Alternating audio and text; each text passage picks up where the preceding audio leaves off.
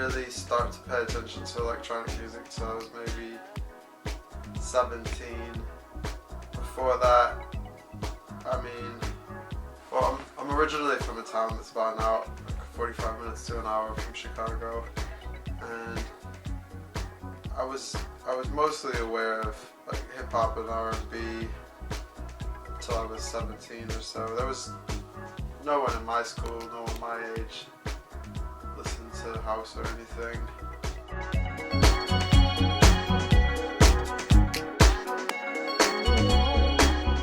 I went to Europe on like a trip when I was 17 with my school.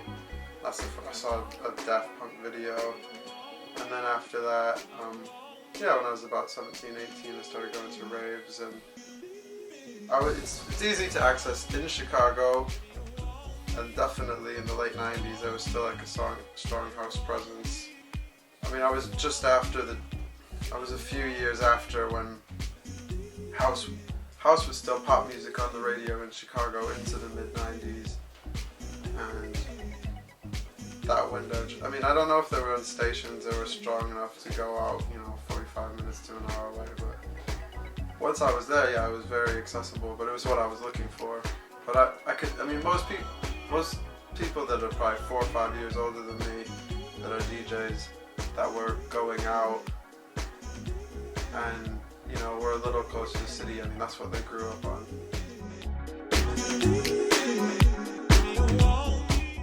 My ex-girlfriend and I, we were both making quite a bit of money in Chicago, and I was having quite a bit of success like DJing locally with like a hybrid of like opening for, like whatever, Book of Shade or, Jamie Jones or Lindstrom or, whoever was touring coming through, and then the rest of the nights playing sometimes house, sometimes like 90s hip hop and R&B, sometimes like 80s folk and boogie and disco, and like earning quite good money from it. My ex-girlfriend was earning a good living, earning really well as a server at a really high-end hotel, and basically the situation was I started playing in LA sometimes for Drew, who did the label Corporate, and I saw what the scene that they were starting, like they're starting to build a little scene there, and I kind of noticed with some of the venues and the weather, and having been a big part of I've been coming to Ibiza and to East London for so long that I kind of knew what the possibilities were, and how much my friends like Jamie Jones and Lee Curtis and some of the people that I was already socializing with that were hanging out with me in Chicago and coming to play with me there, and we'd go to Miami with or whatever. I was starting to see, hey, maybe if we go out there, even though we'd be giving up a lot, the opportunities there would be that we could start a brand that everyone would buy into quickly. And I also thought at the time, I could keep doing like this hip hop and R&B DJing in LA, like DJ AM, and make money off that anyway. And as it turned out, as soon as I got there, I never took any time or energy to work into that scene. Because straight away there was an opportunity to start doing the label, and I saw an outlet, I just started making music full time. 2001, 2002, 2003, DJing a little bit. My friend, Jamie was just starting to get gigs. Like in 2003, I think he played Space once. My friend Nathaniel would play occasionally for Amnesia, for Space, or for El Divino, and those are the people that I live with. But the people that are my crew are they're all doing really good things now. Like Will, who's my agent, and some of the guys from Birmingham that were our close friends, they do Below and On the Rainbow. So almost everyone that was a part of our crew out there, if they're still a part of electronic music, they're doing good things, but at the time, we're just riffs like everybody else out there.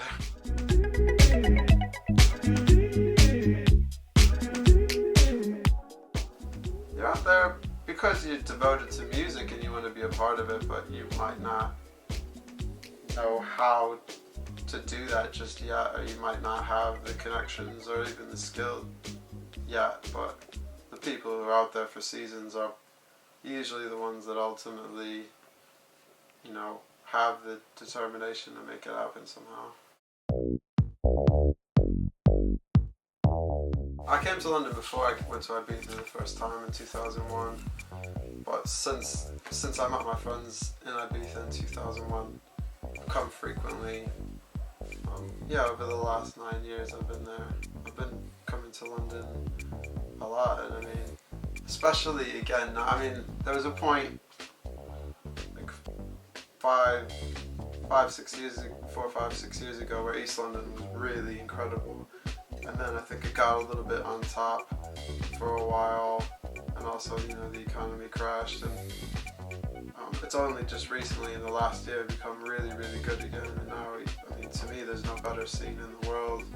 You know, there's so many good parties here on any given weekend. I mean, on weekends I'm usually traveling, but on any given Sunday there's thousands of people out during, you know, daytime in East London. So yeah, London's great.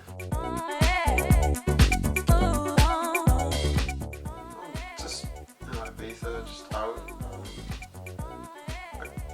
To even tell you the chain of events, I can't remember specifically, just from being out, apart from We Love Sundays at Space in DC10. We were some of the first crew of, like, well, I'm American, but English people that were going to DC10 in 2001, and I kind of saw the development in those 3 years, to where in 2003 it had become like a really popular. People were, instead of staying up from Sundays at Space, we're going to bed and going to DC10, which before that was just a carry on from We Love Sundays at Space. These things are weird. I've worked with a few other people, and I think the most important thing, if you're ever going to have a fruitful working relationship in a studio, is that I think people have to know, they have to trust each other and listen to each other, but they also, I think one person usually has to be in control of a session and to be doing the majority in front of a sequencer.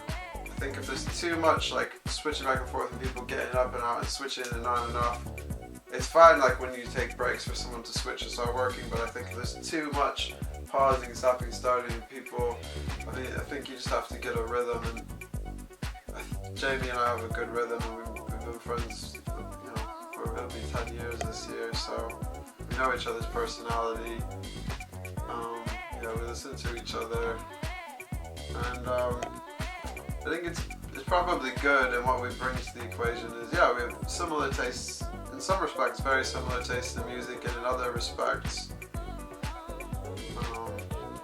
I've got a different kind of ear, because I think a lot of times he's hearing something, and he's made a lot more music than most producers. He's made, you know, thousands of tunes, and they don't all come out, but you know, maybe he's very quick. He can sit there and play out dozens of amazing like keyboard lines, and he's quick to tire them, and sometimes he needs a filter about which ones are the really good ones, and sometimes it does need like more pads or more vocal, you know what I mean? Sometimes he's quick to edit, and I'm quick to want, you know, some elements like, you know, chords, pads, like bigger bass lines, like vocals that sometimes do need editing. So if I might add some, you know, maybe if I add something, it does need to be chopped, or even on my own music, and he's probably a little too quick to take things out. But yeah, it just, I don't know, for some reason when we sit down we always get something better together than apart. Almost every good song I'd ever done was either starting from a sample or was supposed to be a remix, and I just ended up taking all the parts of the original track out because they were the weakest elements. So to some extent I was sort of starting almost like a sculptor, because I didn't really know, and I still don't really know music theory. Like, I just have to feel out what the notes are that I need to be in a sequence. I mean, I can kind of see them, like, I don't see them, but like, if I'm playing this and I know it's down there, I can, now at this point, I'm playing the right key when I play down, like, I hear in my head, I'm like, I know I hear a note that's this much lower, and I just play it and it's right, which wasn't true. You know, it's coming up on 2.5 years that I've been working on music and DJing pretty much full time, and now, you know, I feel the notes out. Before, you know, I could start with a sample and it might not end up in the track later, but it almost works like sculpting. Like, I would play stuff that would fit around it. Eventually I could drop the sample out, or leave it in and, you know, mask it really well, you know, so I had good techniques. And yeah, you know, it was pretty much straight away. I mean, I had been making music sort of since 2004. Like, I had a computer starting to make music in 2004, but it wasn't really until 2008 that I was like, okay, I'm doing this, I have an outlet, and making releasable tracks. And yeah, it works. I mean, whereas, you know, for Jamie, if you're asking about the differences in our working method, I mean, he sits down and just starts playing, and at this point, from like piano lessons and from doing it all these years, he knows what keys and he knows exactly why he's playing the notes. And for me, I'm feeling them out still. So yeah, the sample to some extent was assisting me in that. And also, I mean, when I was first starting to do all this work, and a lot of my music that's coming out now is still 2 years old. I mean, I did an enormous amount of music straight away, and there was various label related delays that, I mean, to this day, most of that music that's coming out is old, and the music I'm making now probably won't be out for, you know, for some time. But yeah, that was the position I was in at the time, and it was at, you know, 2.5 years ago, when things were still very minimal in tech house. It didn't sound like any other music was coming out, and I can't really control that other people are now making that music too. All I can do is the music comes out when it comes out, and people want to judge it next to that, that's fine with me. But when I made it, to me, it was something very original. I completed an album a year and a half ago. A lot of those tracks came out in other forms, or a lot of those tracks have come out now. I still would like to do an album this year on my creations. I probably still will. I mean, I've got material towards it, but I mean, we've got our Hot Nature. Are you talking about a Lee Foss album or a Hot Nature album? Lee Foss one. Yeah, maybe at the end of the year. I mean, we've got a Hot Natured album mostly finished. That's a higher priority for me right now. And I've got quite a bit of music coming out in the next 4 to 5 months.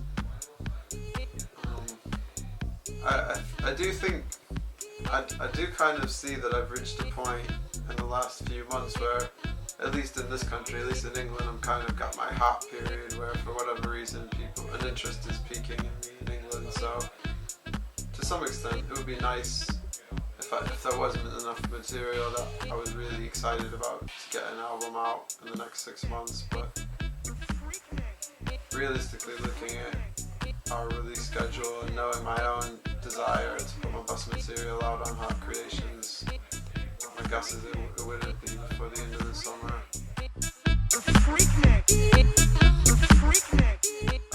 Well, it's gonna be, in a sense, a digital label, but it's gonna have, with each Hot Waves compilation, a sampler of the 3 strongest tracks, so 3 tracks that we want to showcase, and this will be like 8, 9, 10 song digital compilations of for some of the new artists. There's some of our tracks, and I don't know, they're just songs that we think fit with the aesthetic that aren't coming out on Hot Creations and that aren't edits for the edit label. So for example, if a new producer reached us with the song, and we're like, yeah, this is pretty good, but you know, it's not an EP. We don't have an EP for it. He doesn't have an EP for us. It's a strong candidate for Hot Waves. Yeah, I mean, I guess I come across pretentiousness in the music industry. Who doesn't? And yeah, every now and then I'm already starting to notice a little bit of maybe people. I mean, anytime you get negativity, and especially in creative fields, it almost always stems from someone else's insecurity. I mean, not universally, I mean, but unless it's constructive, it's usually coming from an insecurity.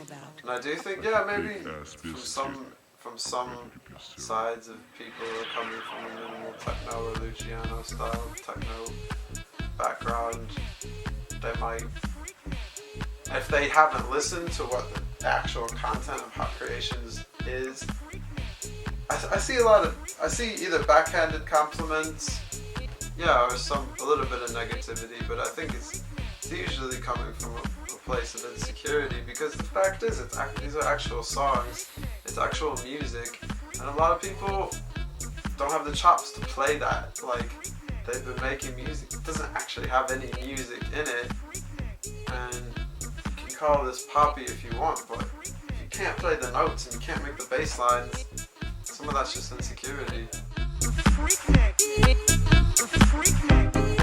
I mean, right now, I mean, obviously, I don't know, if people follow me or listen to me DJ, they'll notice anytime I do a podcast and when I play out, there's usually an MK track. So Mark Kinchin has been an inspiration to me. He's done a couple new things, but most of these tracks are from 92, 93, 94, 95, and I mean, not only do they stand up now, they're going to sound fresh 30 years from now. I think people have got the ear, they don't. I mean, for me, someone like Matthew Johnson, those songs are always going to be good. In a sense, I've kind of always just liked really good songs, and any song I put on a mix 4 or 5 years ago, I'd probably still play out now. So I think for me, it's about people who play really interesting notes, and I've got good sense of rhythm. So Jamie Jones is my favorite producer. Like I said, Matthew Johnson's really good. Mad Mike Banks does the underground resistance stuff, is great. I'm really excited about everyone that's sort of, it's got a group of friends that are really making great music these days. Lee Curtis makes great music. Art Department makes great music. Denise Curtel making some of the best music in the world. Robert James is making great music. At home, on downtime, I mean, I listen to 90s R&B and hip hop at home. I mean, a couple years ago, and even last year, I was listening. I mean, through most of the middle of the decade until a couple years ago, I would say 80s funk and disco and R&B, and I burned myself out a little bit on that a couple of years ago. 90s R&B and hip hop is, I guess, my constant, because that was my entry point. So, I mean, catch me listening to like Boyz II Men, Shy, Notorious B.I.G., Tupac, like Brownstone, Jade, SWV, TLC, just individual songs that are my favorite songs, and like, New Edition, Bobby Brown, New Jack Swing stuff. For me, I mean, I don't want to sound cocky. I mean, my hope, and this is just a hope, is that, and I do think it's a potentiality, and at some levels it's going to be a reality. I'm hoping that Jamie and I have the opportunity in the not too distant future to start producing for major label music and producing for R&B and hip hop. I mean, it's a goal of mine that, I mean, especially has become an even a more omnipresent goal in the last year, is that I'm hoping for the opportunity to take part in that, to try my own hand at that. And if you see that they're following dance music and the fact that they're 2 to 3 years consistently behind, hopefully maybe in 2 to 3 years that's where it will be, is that maybe they'll still be taking cues from the electronic music producers, but now maybe, by then maybe it'll be us. I don't know. I mean, that would be, to me, that would be cool if some of the things that we're hearing this year in dance music that are starting to, really, guys like Ten Snake in Art Department that are having some of the biggest tracks of the year, or Jamie Jones, some elements like that, make their way back into R&B production. But, obviously there's always going to be certain things in those genres that are omnipresent. One thing that I think you have seen happen is that I think probably the best minds are making, or a lot of the best minds that maybe would have been in bands or been hip-hop or R&B producers 10 to 15 years ago have gone straight into electronic music, because you can have grassroots success through your own work regardless of some of the capriciousness and some of the randomness that is involved with major label music. So maybe these are the guys that will gradually work their way into that industry instead of interning and getting fucked over for 10 to 15 years before they had control. They're doing this first, and maybe you will see them taking part, and maybe we've just stolen some of the genius that could have been making major label music better in the last 5 years, because it's been shit in my opinion.